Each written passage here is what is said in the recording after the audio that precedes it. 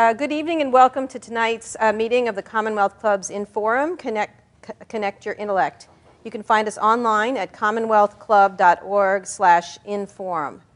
I'm Kara Swisher, co-executive editor of All Things D, and tonight we're gathered to present the In-Forum's 21st Century Visionary Award to Jack Dorsey, the CEO and founder of Square and the co-founder of a little service you might have heard of called Twitter. Now's our chance to meet him, so let's get started. So, Jack, I have not actually interviewed you on stage before. I'm just so you know, I'm wearing this. I interviewed the CEO of Twitter recently in Las Vegas, and I wore this outfit with the spangles and the shoes because it was Las Vegas.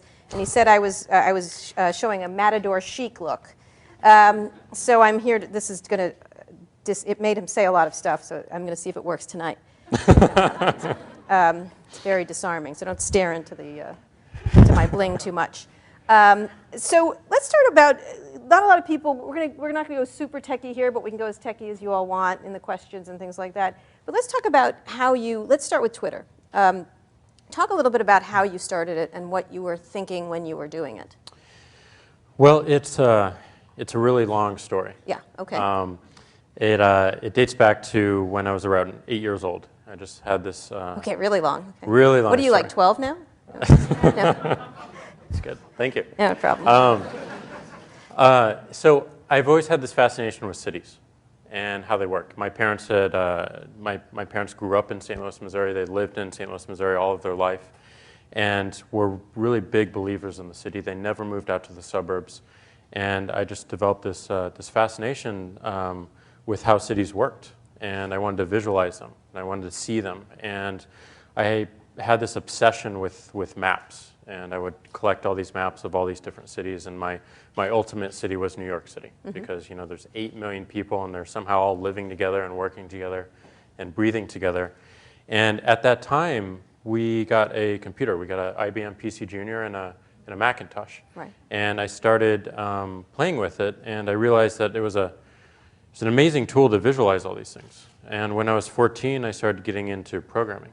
And I got into programming just so I could start drawing maps on the screen.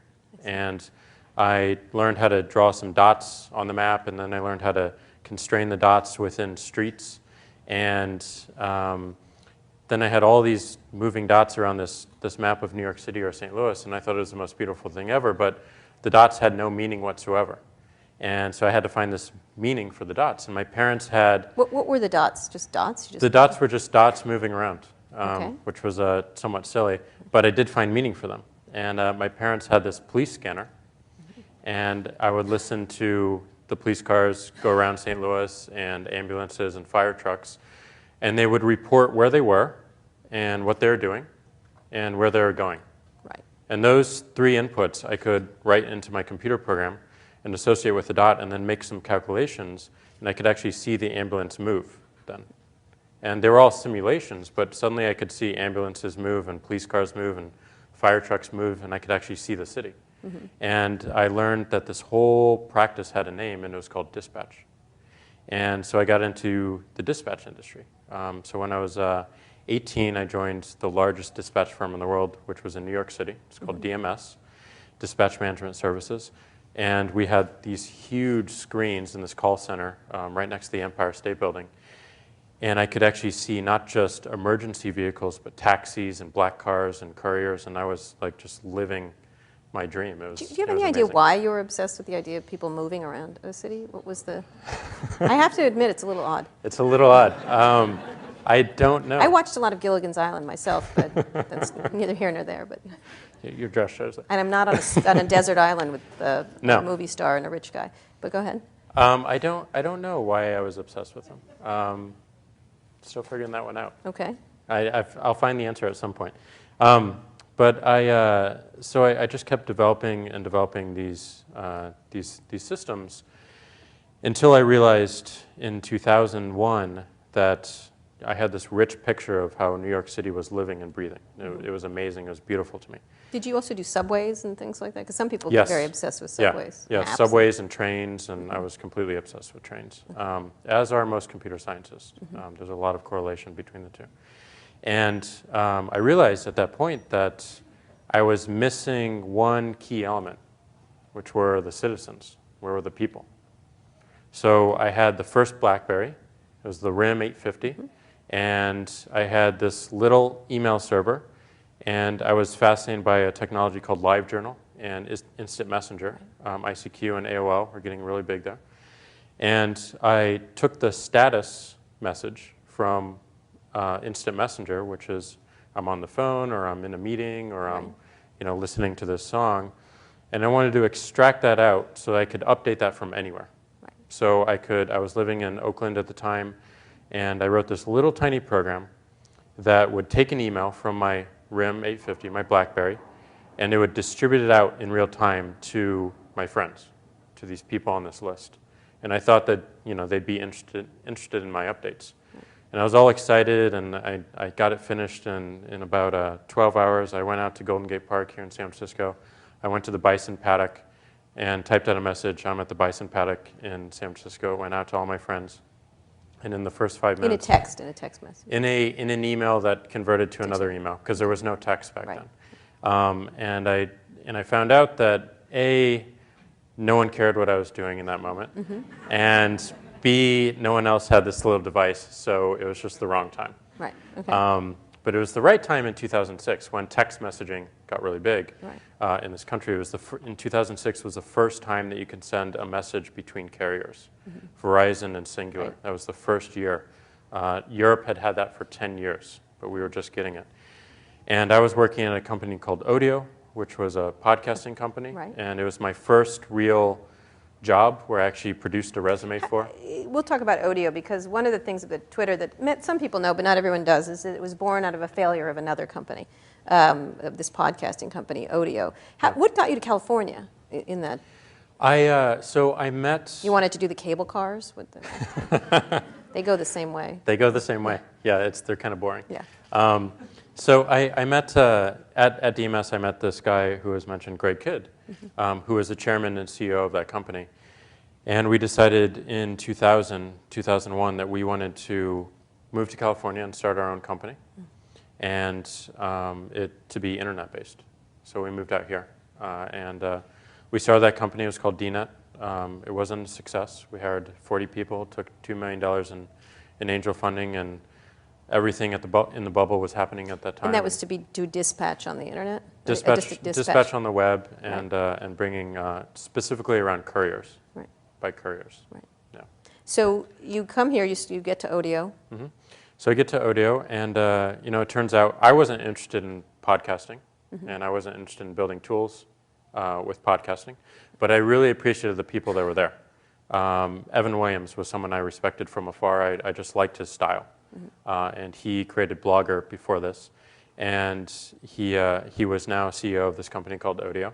Blogger was sold to Google, and then he left Google. Then he left Google, and he worked with Noah Glass to start Audio, who was the founder of Audio.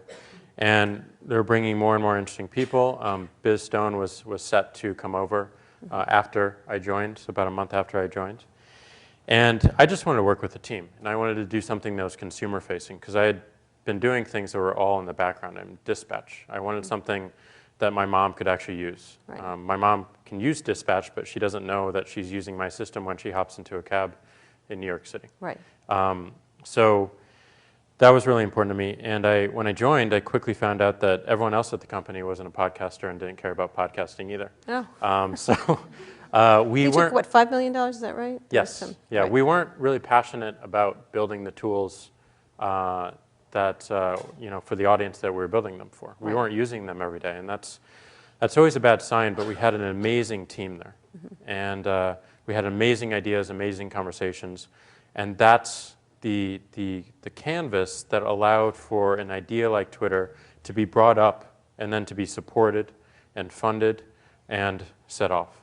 So Audio was closed down. There were lots of I think Apple. It just didn't go anywhere. So a month after I joined, iTunes launched a podcast directory, which was our whole business model. Right. To put you out of business. Put us out of business. We sort of struggled for what do we do next? We looked for group communication and more peer-to-peer stuff instead of podcasting and doing something with audio.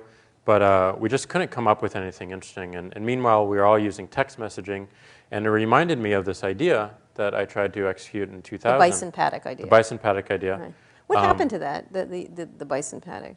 It's fascinating that the revolution in Egypt had started with a bison paddock kind of thing, the use of Twitter. But you just kept it off to the side, like a novel in a drawer kind of Yeah, thing? I kept it. I put it on the shelf, and I still have the code. It still works, but no one's using it. No one's using it. They're Well, using something else. they're using So something you took this. How did it get when you're in this failure? You all return the money to your investors. Well, so Ev bought Odeo back from the investors, Right. And in that we were developing. So before that, we kind of all went off to talk about ideas, what we wanted to work on, and a group of us went to the playground, 3 of us, and I talked about this idea. I said, let's just use SMS. It's very simple. I can update from anywhere, and I can receive those updates from anywhere in real time. And we archive everything on the web, so you can still see it on the web, and you can set the status from the web as well. But it's all one system, completely device agnostic. And we built a small little prototype in the span of an hour, just to show off at the company. Didn't really go anywhere. But then a week later, I kept bringing it up, and we got the mandate to go off and work on it for 2 weeks. We had 2 weeks, and I was the only programmer on it. Okay. And then I convinced... So you got the mandate to go off. I got the mandate to, like, Jack's going to go off and work on this thing. Was it more out of annoyance? Jack is annoying us. And You'll have to ask Ev that. Okay, all right. Yeah, I think he got it. I think Noah got it, and I think Biz was definitely excited about it. So I got to use Biz Stone for graphical help, and he's a great creative designer. Right. And I took one more programmer named Florian, and we got to work. And it took us 2 weeks, but we had the whole system. And within 10 days, we had the first tweet that we could send out, and the first human-written tweet was inviting coworkers, which was inviting all my coworkers in to join in. And it was we were about 17 people. Right. What did it say?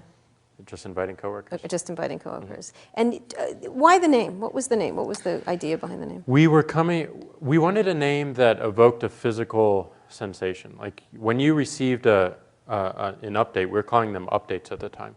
That just trills off the tongue. Updates. Yeah. We weren't good at the marketing. It turns out our users are much better at that than us. So we were calling them updates, and when you receive them on the phone would vibrate and kind of twitch. So we called it jitter, and we called it twitch, and we're like, well, Twitch doesn't bring up the best images, so we should not do that. And jitter. So jitter doesn't work either. Right. So Noah went to the dictionary. He went to the New Oxford English Dictionary. He took Twitch and he went down the TWs and found the word Twitter. And the word Twitter means a short, inconsequential bursts of information and chirps from birds. We're like, oh, that's perfect. That's exactly what we're doing. Right. And turns out the domain name was only, I think, $7,000 to buy. And who had it? Ev bought it. I don't know. I want to meet that person. Yeah. I once met the person. I was at a party in Silicon Valley, and this sort of disheveled man was at the food table. It was at food.com, and which fell apart later. It was another company that sort of went nowhere. And I said, what are you doing here? You look like a homeless person eating at the buffet. And he said, I just sold this domain for $1 million. And I go, good for you. Nice work. Speaking of disarming. Yeah, exactly. So you name the thing Twitter. Send out these short bursts. It fits perfectly with everything we want to do. But we wanted it to be very focused on mobile. So we wanted a short code, which is a 5-digit number that you can send text messages to. And so we took out the vowels, and it was TWTTR to start.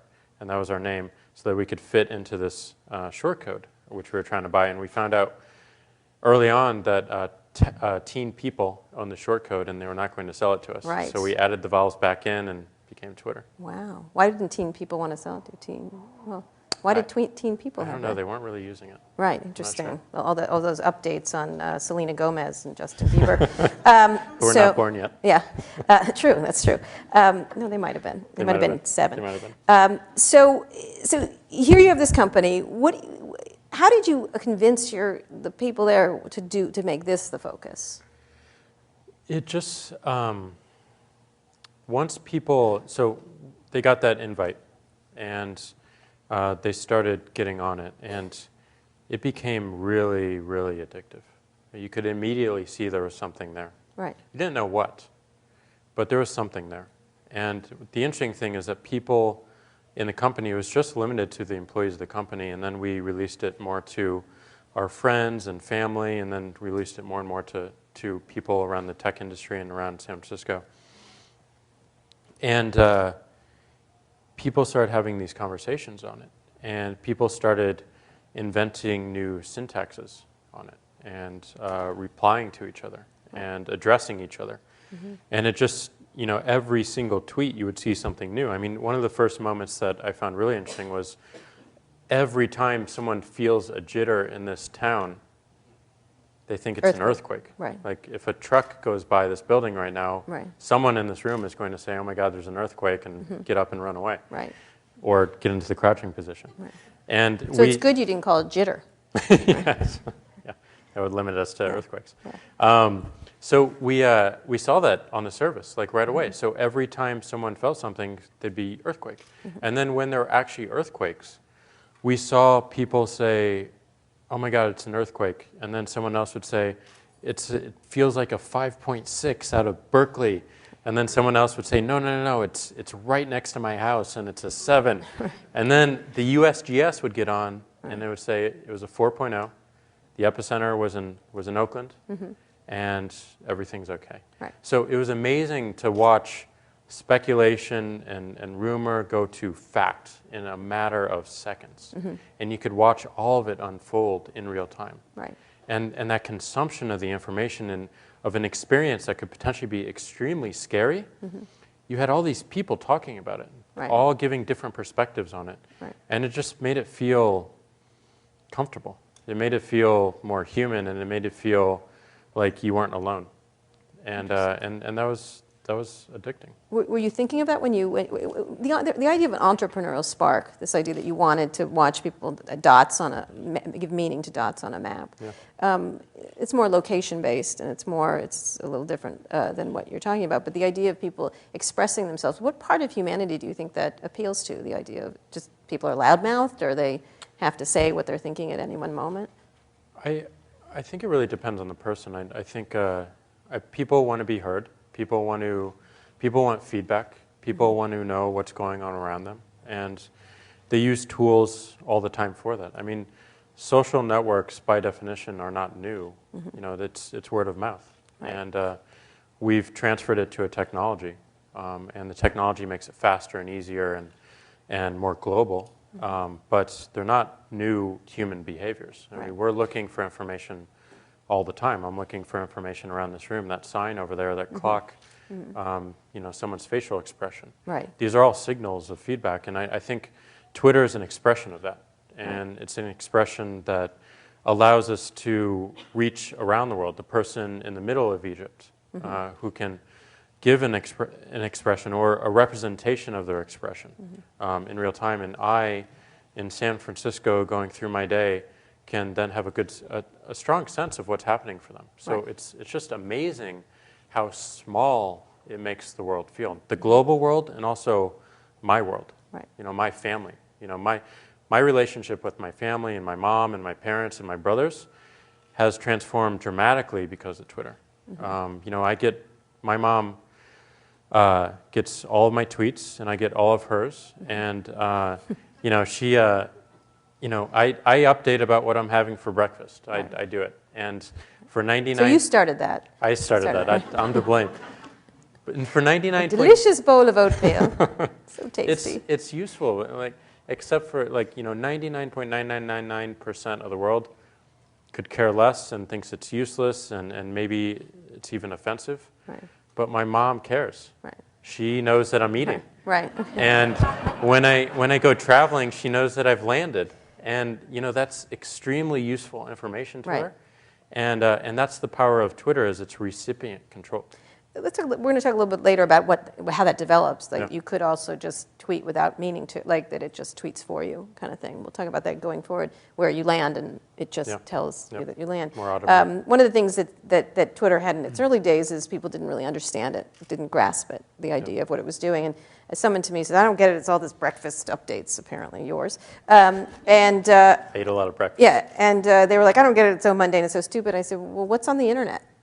And they said, lots of things. I said, well, do you care what's on the internet? And they're like, no. And I said, well, why do you care what's on Twitter? As long as you find what you want. What's the difference? Exactly. Like, it was an interesting, and they're like, oh, yeah, I guess so. I'm like, do you care what's in the library until you find the book?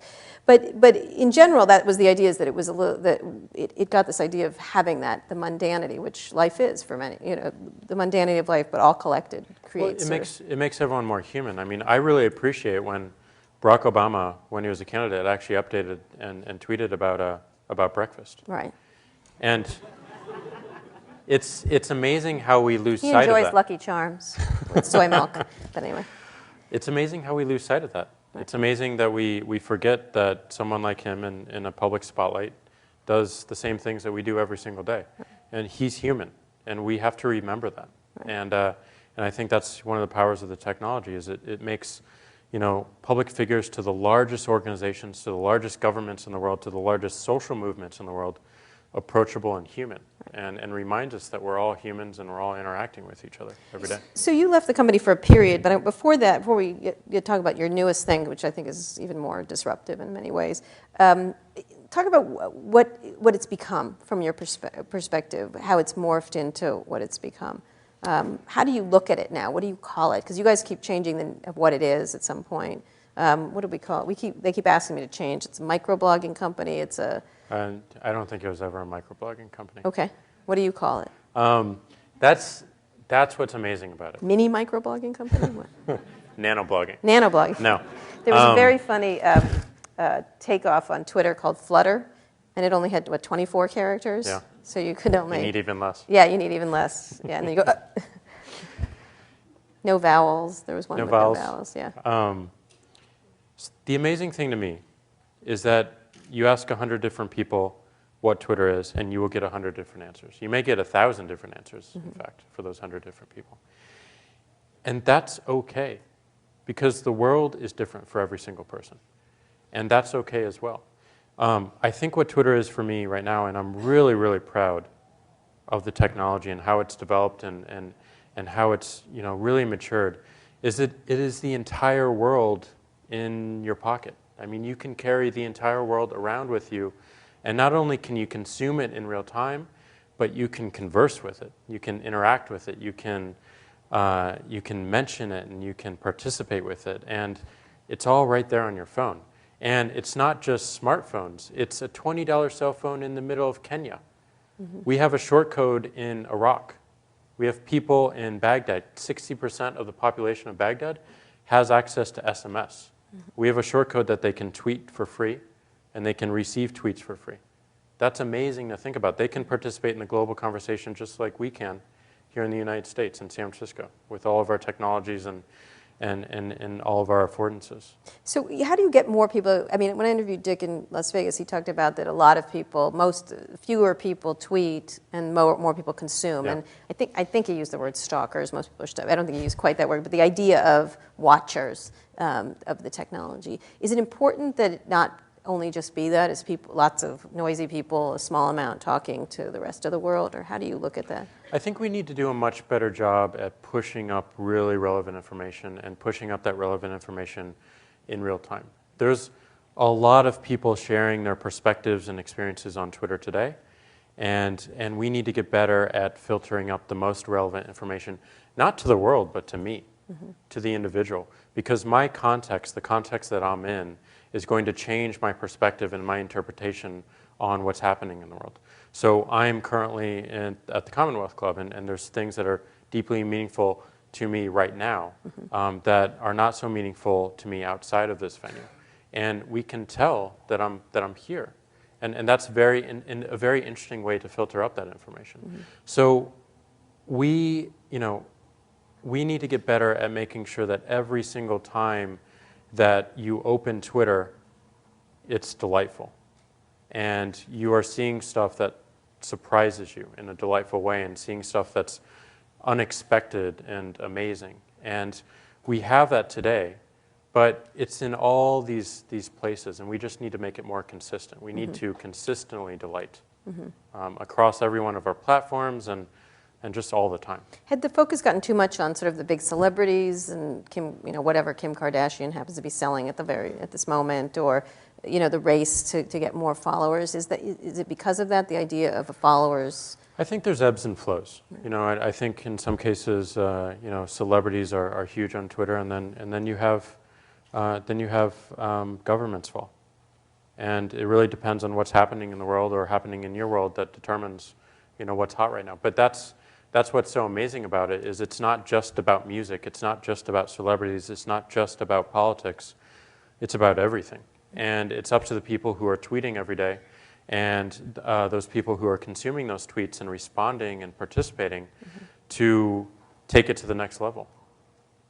Let's talk a little bit about Egypt and the Mideast. People debated whether it was an important tool or whether it caused it or not. I don't think that's really the point. I think people were using that. Yeah. People were using it. How do you look at something like that, where people were using it rather actively within those revolutions? I mean, obviously it was done on the ground by the people there in protests. I mean, it's so humbling to see. I mean, that this technology that just started out as a spark of a small idea could be used in this way to bring up the conversation. I think that's the most important thing, is that people were using it on a daily basis, and it became an international conversation. And it really allowed for a man on the street account of what was happening.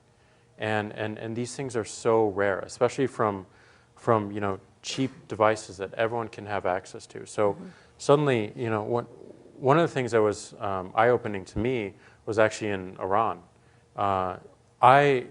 Here in the United States, Iran is very much a black box to me. I don't know a lot about what's happening in that country. And Twitter opened that up. There were people tweeting on the ground and just sharing their experiences and talking about what was happening around them, in some cases sharing videos. And those videos were just so moving, not only because of what was unfolding, but because there was this country around the world that suddenly we had light into, and we could see and we could understand. And I think, that the important thing for me about technology is that it has those moments where we can create a broader understanding of what's happening in the world. And if we have a broader understanding, we have the potential for more empathy. And if I know how someone like Barack Obama lives, or someone in the middle of Egypt or Iran lives, then I have an understanding of what they have to get through every single day. And that can potentially minimize conflict around the world. So I think these technologies are extremely important in bringing transparency to the world, so that we have an understanding of how people live and how to approach them every day. Everyone has bad days, and we also have bad days, and we approach people based on our moods, and we have no idea the context for how they're living. So you're talking about something, a rather big idea about sort of like the giant brain of humanity kind of thing, talking to itself. Yeah. Is that a company, or is it something else? How do you look at it? Is it a company? Yeah, is it? You're also trying to create a company. You've gotten all this funding, but trying to sell tweets from Hertz or whoever, do advertising and things like that. I think there's a movement. And I think the company supports that movement. It's building a technology that supports that movement, and it makes it easier to have that movement. Right. And I think Twitter is best when it sparks that sort of interaction, and people always come back to it to find out what's most interesting right now, and it's just a constant feed of everything that you might want to pay attention to. So before we move to Square, what do you think it could become? That people are that's self-aware, the cell phones are self-aware, or you're embedded with a chip of some sort, or I don't know, we tattoo a map on your forehead. I may love that. I have some tattoos. Really? I do have some tattoos. Later he'll be showing them. I do too. Do you? Yeah, no maps though. We'll compare. Yeah. That's in the XXX part of the Commonwealth Club. Anyway. Mine are not that XXX. Right, okay. Oops. Anyway. You should tweet that. No, thank you. It just has been. Thank you very much. Anyway. I think, what does it become? I think, Twitter is a technology that I don't think we've seen before in this world. I think it's at the intersection of every single media and medium. It can point to images, it can point to conversations, it can point to text, to news articles, to video, and it can do so in real time. And I think it has the potential to really carry every form of communication, and it's quite large, and I think it's amazing for the world. So what would be the thing? Like smell tweets? What? I don't know. Like here, this is what Iran smells like right now. No, I mean, well, I don't know. I don't know. The most amazing thing That's about not going it. to happen soon. It may happen. It could be. Someone's You're probably right. inventing that right now. Okay. All right. I think the most amazing thing about it is people define it for themselves every single day, and they build new products upon it every single day, and it's great. So you left Twitter under some tense circumstances, but we're not going to get into that here. But you left and started something else. You're an entrepreneur. What obsession with maps, location, that makes sense for Twitter. What led you to Square? Square, I started with my co-founder Jim McKelvey, is a glass artist. He was my first boss when I was 15 years old, and I've known him for a long time. Yeah, he makes. Did you make glass? Did you? I didn't make glass, but Okay. he was a computer scientist back in the day, but he gave up and wanted to go into glass arts. Okay. So he's created a studio in St. Louis, Missouri. And I've kept in touch with him, and I started talking to him. And he was calling me, and we decided that we wanted to work together. Didn't know on what, but we wanted to work together. Again, it's recognizing those fortunate situations and the right time the teams can be assembled. It's all about the teams. And he called me, and he's like, Jack, I just lost a sale of $2,000 because I couldn't accept a credit card. Like, this woman was all ready to pay me, and all she had was a credit card. She didn't have cash. She didn't have a checkbook. And, for many artists, that means they can't eat, that they can't pay the bills. And here he was, he wasn't in the state because he created this studio, but here he was talking to me on his iPhone, and I was talking on my iPhone, and like, we have these general purpose computers next to our ear. Why couldn't you accept a credit card? And we decided to answer the question. It took a month, and we built this big card reader that plugged into the audio jack of an iPhone. And we wrote some software on the front with a programmer named Tristan. And I wrote the software for the back end, the server, and swiped a credit card and generated a receipt, and it worked. But you're this honkin' big thing. It was huge. Right. But then I went off to all these investors that I know, and I said, I'm working on something new, and I'd really love to show you. And they said, oh, I'd love to see it. And I said, do you have a credit card? And they said, yeah. Why? And I said, give it to me. And I'll be taking your angel investment right now. And I would, depending on who it was, I would type in $50 to $500. Okay. And who got 500? I think it was Ron Conway. Of actually. Course. And I swiped his card, and it worked. And he would get a receipt right away. He's like, "Whoa, what just happened?" And I said, "Check your statement on Amex, because you have an Amex." And he went to his phone and he checked his statement, and minus $500, Jack Dorsey. Right. So I was like, what an innovative way to raise money. It was great. I made over $1,000 just from pitching the company alone. Right. Those people who send you emails about Liberia have nothing on you, but go ahead. So we're like, whoa, there's really something here. It really comes down to that demo and seeing something work, and seeing someone's eyes light up after it. And once we saw that, we said, okay, we're making a company, and we're going to hire some people, and we're going to do it. We also had a naming issue with this one. We decided that we didn't want to work on it, and we were up in Muir Beach at the Pelican. Who's been to the Pelican? Beautiful place. And we were having dinner with Greg Kidd again. So Twitter was the playground. Yeah, Twitter was a playground. Right. So you upscaled yourself a tiny bit there.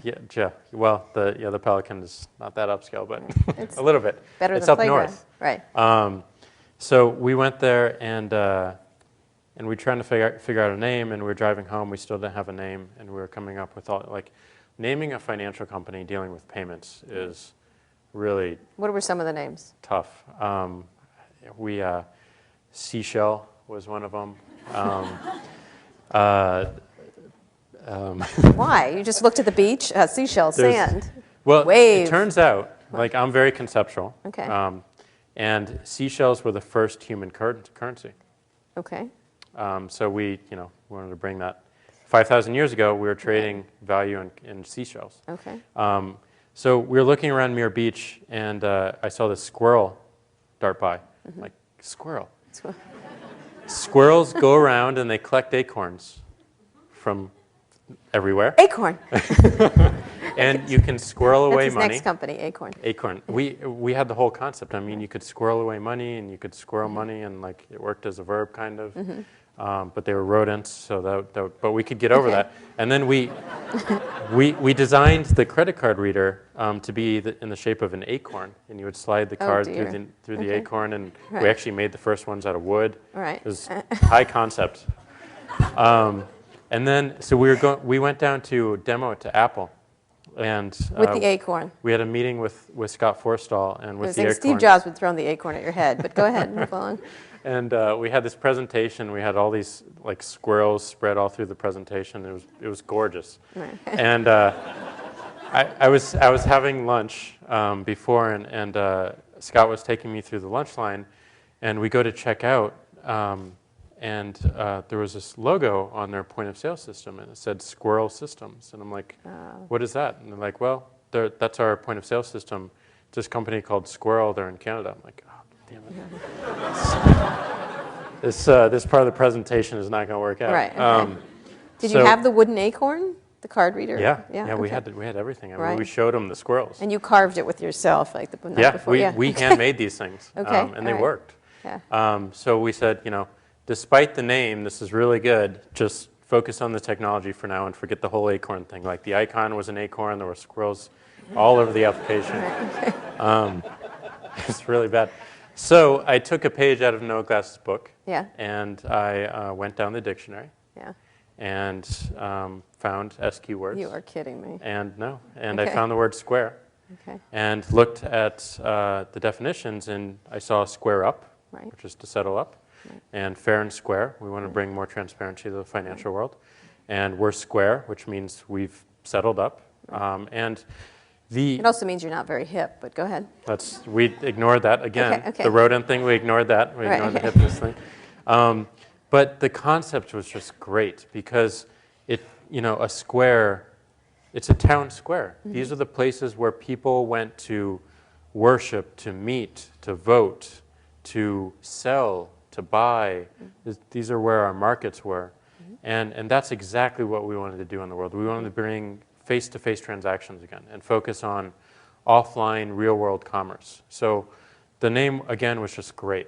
Plus the design of square, it looks better on the iPhone. It does. Than an acorn, I'm guessing. It does. It fits. Yeah. Yes. So it was all thought out before. I would have loved to see you put an acorn in a thing for Steve Jobs. I'll give you one. Right. I would like an acorn. Yeah, he wouldn't like that. Yeah. So the idea was to disrupt payments, so that it wasn't available for small merchants, all kinds of small merchants, the hot dog vendor, the artist, the trainer, It was really it was focused on the individual. Right. Like people could not accept credit cards, yet 90% of this country is paying with plastic cards. And there's just a huge imbalance there. So we wanted to balance that out and enable everyone to accept credit cards from wherever they are and see what happens. And what we found out was, I'm digging out my square here.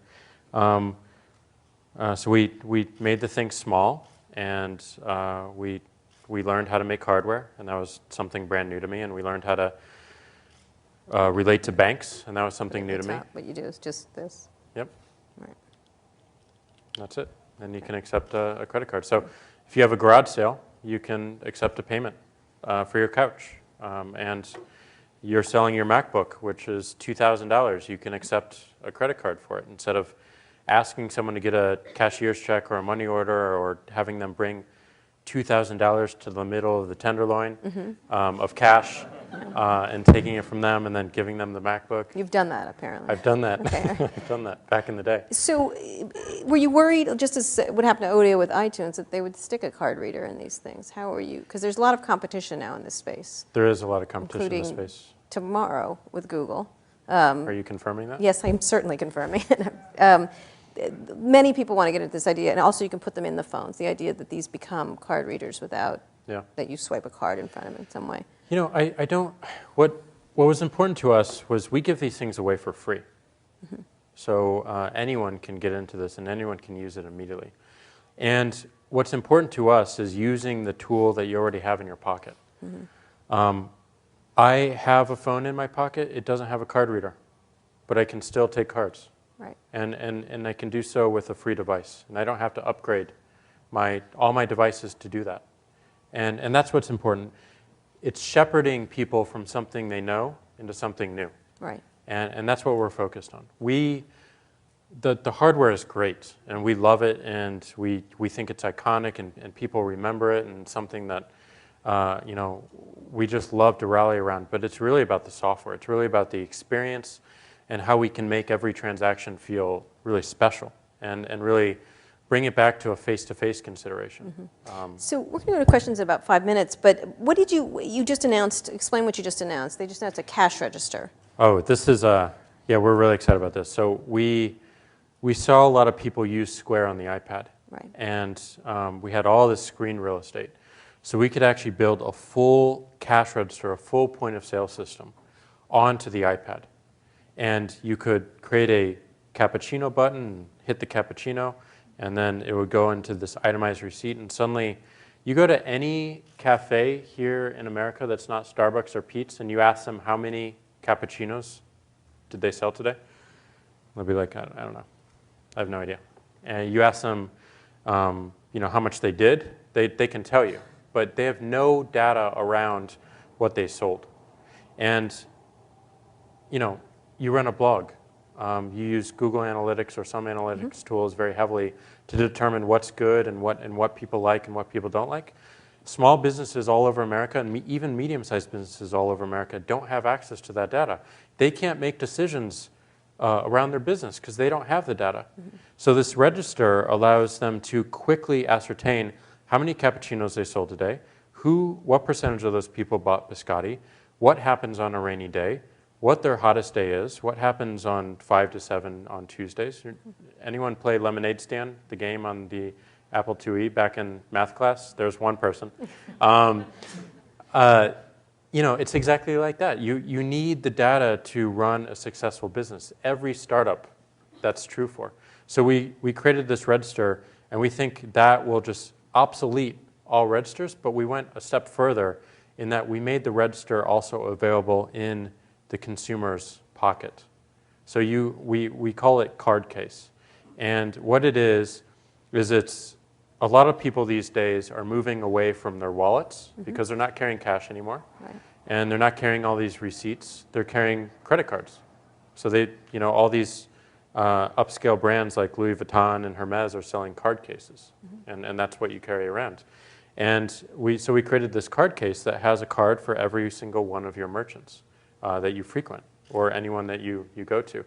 And in the same way that you buy with one click from Amazon or iTunes, you store your credit card information once, and then you just one click to purchase, we're taking that same concept and bringing it to every single offline merchant, which still accounts for 94% of commerce in the world. Only 6% of commerce has moved online. So you can go to your local cafe, you can swipe your credit card once, you download this application called Card Case. It has a card for that cafe, and then when you go back, you open the card up before you get there or while you're online, you hit Open Tab, and then you've opened a tab with that place. You can put your phone in your pocket, you go up to the counter, you order a cappuccino, and you say, put it on Jack. And they select your name from the cash register, and then your card is charged in the background. So all of us, Easy. let's just put it on Jack in San Francisco, apparently. Don't put it on me. Let's put it on Ron Conway. Put it on Ron Conway. So in that idea, you're running into a lot of big businesses, a lot of competition. It's been done a certain way for so long. Are you hoping to just completely disrupt and destroy these businesses? We'll not destroy them. Okay. But we think we have a solution. I think a lot of what you hear in the payments world today is everyone is focused on parts. They're focused on coupons or deals or receipts or payments or waving your phone around in the air like NFC. But they're not focused on the whole. You have to focus on both sides of the counter. And you have to focus on the buyer and the seller relationship. And it's the in-between that's interesting. And Square is the only company in the world that is focused on the in-between. Okay. Last question. What really inspires you now in terms to be an entrepreneur? What's your biggest? I think the biggest thing is that I just want to use this stuff. That's really it. I want to see this in the world. And for Twitter, I want the entire world in my pocket. I want to be able to see Iran in real time, and I want to be able to see what's unfolding in Egypt or in India or in China or in Japan during a natural disaster. I want that. And I want to be able to converse with those people in real time and learn languages and just be really close to the world. And with Square, I want to go in to a local merchant, someone I love, like Sightglass Coffee up at 7th and Folsom, and just enjoy the experience and not worry about bringing my wallet out and putting my credit card down and taking all the receipts and having to throw those away. It's just a mess. I don't want that. I want something that's really clean, and I want to not worry about any of that conceptual debris. So I just want to use this stuff. What's your next idea? This is enough. He's going to go to the dictionary. I'll go to I'll write a dictionary. Do you know what? Yeah, that's a good idea. You can do QU next. Right. Let's look down that kind of thing. All right, questions from the audience? You come up to these things. You don't have to raise your hand, but. Okay. Hey, Jack. Hi. Wow. So first, I just want to say congratulations. You've had a big week with TweetDeck and Square and the award. So about 2 months ago, as I'm sure you know, there was an open letter which was published about Square and about its possible security risks with card skimming. So how do you, as a founder of a company, how do you deal with that? When this huge company, Verifone, basically comes after you, for whatever reason. I think that was a good sign, though, to me. I'm nervous. But go ahead. I'll let you say that. Okay. I think number one, what I'm most proud of Twitter and Square is the companies are really good listeners, and they're really open to feedback, and they're really listening to the conversations that are happening outside of the company. And I think both companies have a really good sense of pacing around, let's figure out what people are actually asking, and how are we addressing this, and what elements do we need to hit? Like, is our technology flawed? Do we need to have plans in the future for this? How does this affect our partners? How does it affect the broader industry? And what are we really trying to say? And I think it's important to take time to get that right, because it's another product. It's another thing that we're telling the world. And to me, that's all product is. It's a story we're telling the world, and it's constantly evolving, and we're putting it on this grand stage, which is the world. And in that particular case, the interesting thing about Square is that no one's ever done this before. No one's ever enabled individuals all over the country to accept credit cards and had it at the ground level. It's always been tightly controlled. Yeah. So much so that 90% of the people that try to accept credit cards, they're denied. They can't accept credit cards. They have to go through this massive process, and it's terrible. So, of course, there's going to be some issues, and of course, we need to evolve. And security is one of those things that is constantly iterating and constantly evolving, and we all need to work together to do that. But to answer your question, it's listening. It's coming up with something that makes sense not only for Square, but for our users and for the industry at large, and then living up to it and making sure that we can really speak to it. All right. Thanks. Thank you. I just want to say, as a reminder to the audience, this program is presented by the Commonwealth Club's Inforum, Connect Your Intellect. And tonight we're giving the 21st Century Visionary Award to Jack Dorsey, co-founder of Twitter and founder and CEO of Square. So next question over here. Lemonade stand. I haven't thought of that in 25 years. So my question was, what challenges do you guys have marketing it? Because I found out about Square from a fine art photographer friend of mine, and I don't generally have artist friends turning me on to new technology. And once I saw it from him, I would start to see it really all over the place. And so, it seems like you guys did a great job of marketing it, kind of getting the word out about it. And I'm just kind of wondering what kind of challenges you guys had doing that. I think the benefit of both Twitter and Square is it's really spread word of mouth because people discover the services for themselves and they just fall in love with it. And they can't help but talk about it and share it with people. And you can hope, all you can do is hope for that for any technology, for any company that you're creating. It's amazing, and we're very fortunate in that we've been able to create that. I think that the particular challenge that Square has is it's a financial company. It's dealing with people's money. People are very emotional about their money, and it's something that is always top of mind and always something that we need to consider as we start to market it and as we start to push it more. But we've been getting a lot of leverage and a lot of runway out of just users talking about it themselves. And they're actually talking about it on Twitter. And we're seeing a lot of just pull and lift just from them talking about it and saying, like, I just sold another thing that I would not have normally been able to sell on Square, and they're doing this on Twitter. So the word of mouth is still very interesting, but we're being, we think what's really interesting is that some of our users are becoming distribution points. There's 5,000 taco trucks in LA, for instance, and each one of them see about 300 people a day. And 30 to 60 of those people have their own business, or they want to sell something. And we've shipped 100 to 500 squares to some of those taco trucks to give out when people go up to those taco trucks. And it's free. And the other thing is, we have them being sold in the Apple stores today. So all 235 Apple stores in the United States are selling squares, and you buy one for $10, and you open it up, and there's a redeem code, and we give you the $10 back, so it's still free. But it's amazing placement and somewhere that people are going to naturally. And we'll have more and more locations like that in the future. That's great. Thank you. Thank you. Hi. I'm curious about your reaction to the recent Fortune cover story about Twitter that, really seemed to paint a picture of, at least at the top, a lot of disarray, infighting, backstabbing.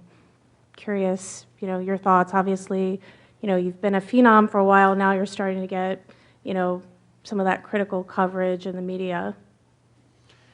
The dead bird was a nice touch. It was a bird on crutches. Oh, sorry. It wasn't dead. I think Twitter has always been under a microscope, and it's always had a lot of attention. And there's always a lot of speculation from the outside, and it's easy to speculate because you're always seeing different things, and people interpret them in different ways. But internally, it's not that difficult, and it's not that complex, and it's just like any other human relationship. Yes, there are good times. Yes, there are bad times, and there's everything in between. But we're running a company of 500 people, and there's going to be bumps in the road. And I think it's a testament to any company to get through those. And it's also a success that we have an article written like that, because the world is watching and the world cares. The world cares that we're around. This is very good spin. What? It means we're doing well. Okay. It means, well, I does might mean we're point doing out well. that years ago there was a cover story called Chaos at Google, right when they got started. It was really, and there was a similar one about Facebook. About Facebook, too. Which was interesting. But at the same time, you are the most oversharey, blabby culture I know of in Silicon Valley. They tend to over-talk about all their problems. We do. We need to stop that. Yeah, yeah. It's a very sherry company. We are. You're not very locked down, so everybody feels they can comment. Well, we have a lot locked down. Yeah, do you? Jack is putting the hammer down. Hello, Jack. One of the most disruptive aspects of Square is the fact that it frees merchants from having to rely on getting their own merchant bank account. For anyone who's ever tried to create their own online business, they know what a pain in the butt it is to actually get one. So I'd like to get your thoughts on Square and other companies like Bank Simple's ability to change this monolithic industry, which hasn't changed mostly in about 50 years, has been really resistant to change. Yeah, we started Square, and there's no better time to start a company than in a depression or a recession, because the slates have been cleaned. And we took advantage of all the chaos going on in the market at that time. And we could walk in the door to Visa, who's right up the street. I'm forgetting where we are right now. And we showed them what we had, and they loved it right away. They're an investor.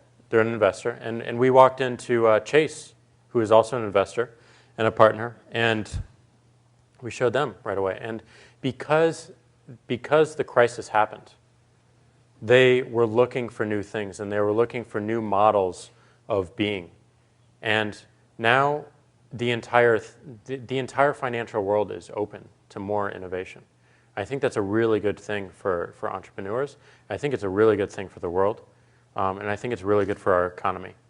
And that's something we're focused on a lot. We think Square will have a dramatic impact on the economy in the positive, because it enables more and more people to participate in the economy, in an economy that was out of reach to them before.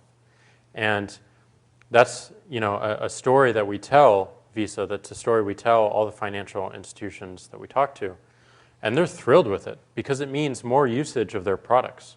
And we hope that we inspire them to be more transparent. That's our lofty goal is, we're leading the way in terms of really opening up this world.